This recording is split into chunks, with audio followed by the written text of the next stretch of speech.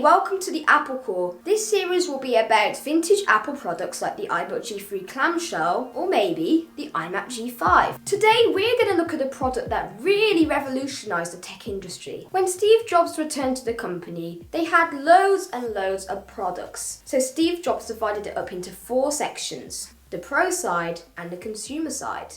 On the Pro laptop side you had the PowerBook G3, but there was a missing square, and that's what we're going to talk about today, the iBook.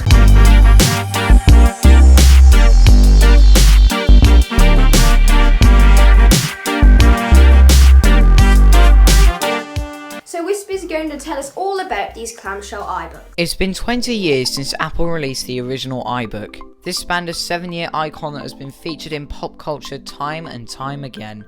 These laptops are some of the most important ones in the history of computing simply because of one invention: AirPort. This was announced alongside the iBook in a pretty simple but astounding way. I can come over here and show you how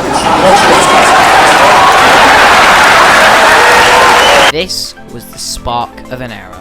Without these unsung heroes in the tech world, who knows what we might not have 20 years later. The first iBook was the most iconic. This was nicknamed the Clamshell, and it isn't really hard to see why. The iBook was released in June of 1999 in 2 colours, tangerine and blueberry. They came with a pitiful 300 MHz processor and a 3.2GB hard drive, which is loud. Actually, the loudest thing in the clamshell is the HDD and the disk drive because, well, there was no fans.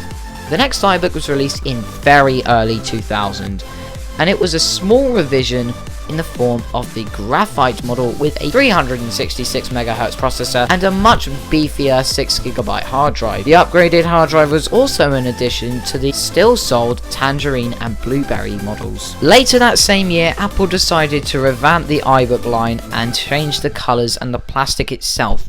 It went from this translucent to an opaque white plastic. They gave us 2 new colours with it. They had kept the graphite but replaced blueberry with indigo and the rare tangerine with the online exclusive keyline model. The changes were an added FireWire port and a 10GB hard drive.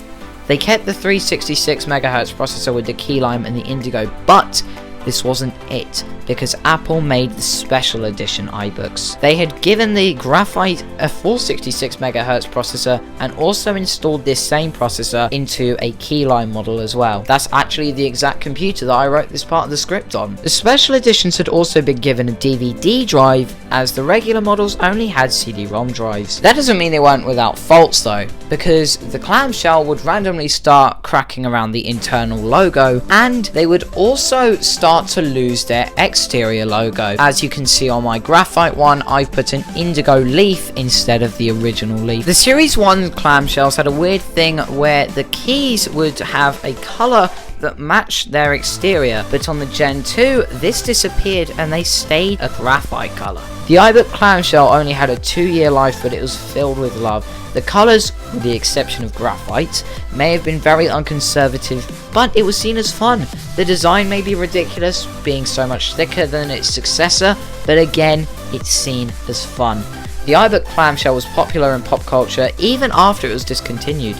In total, the clamshell appeared in these 22 films, TV shows, and 1 music video. So this is all on the clamshell. So before I hand over the next part of the video, I want to say a big thank you to Ancient Mac for collaborating with me to make this series possible and for making the intro. The 1998 Ibook G3 Clamshell was the last transparent laptop they ever released. After 2000, they only sold white iBooks. And that white iBook was called the Ibook G3 Snow. This iteration of the iBook was designed to improve durability and also to encourage pro users to the market. No, it didn't have that really cool yo-yo charger, but there was one thing that it did have. It had a larger screen resolution and it was more durable. Even Apple stated that it was more durable than the clamshell, the previous model. With the release of the new iBook, there were 2 different size options, 12-inch and 14-inch. The Ibook G3 Clamshell only had a 12.1-inch screen, whilst the Snow, and even the G4 for that matter, had a 12-inch and a 14-inch display. As well as the Ibook G3 Snow being 20% smaller, there was an added USB 1.0 port which allowed more things to be plugged in. The iBook G3 Snow continued to receive processor and memory upgrades throughout the years. October 22nd, 2003. The final iBook was released to the public with a blazing fast new iBook G4. The G4 kept the classic Snow design of the G3 Snow, but had processor upgrades like the G4. But the G4's casing wasn't the same as the G3. For example, Apple changed the disk tray into a slot loading drive, making the iBook more rugged. The iBook G4 was the last iBook model ever made, and was soon replaced with the wildly successful MacBook in 2006. So I hope you enjoyed the first video of the vintage Apple Core, and I'll see you in the next vintage Apple Core. Goodbye.